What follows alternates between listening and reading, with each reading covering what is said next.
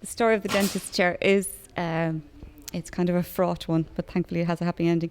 It was found on Dundee, actually, or adverts on one of those websites, had been rusting in a scrapyard in Waterford, and literally was rusted. This back seat was rotten through. All of the leather on it was old and rotten and mouldy.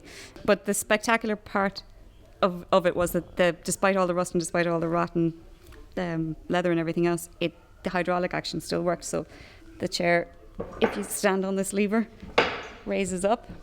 All of this is essential to the script. It has a swivel action. The chair spins around and the seat tips back. So that we kind of reckon we aged the chair at probably around the 1920s. Could be a little bit older, but we're not sure. 1920s, 1930s. So we got it here. It weighs a ton. Took 4 people to lift it into the room. And I proceeded to start cleaning it off. And as I was cleaning it, I found all this lovely gilt work that you can't see really down here on the pedestal. This original gilt work down there. So it was days and days and days of work to take all the grime and the rust and everything else off of it before we went to paint it. And one day when I wasn't here, the lads made an attempt to lift it to make this dolly for it.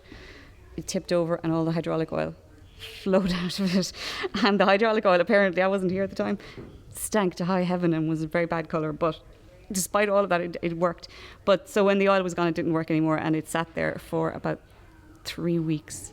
And considering that it's going on to the stage this week, it was terrifying. We had everybody come in and look at it. They poured oil into it and the oil spilled out again. Nobody was even sure if they were putting it in the right place. They opened several different grub screws and poured it in. The oil just kept coming out and it didn't work.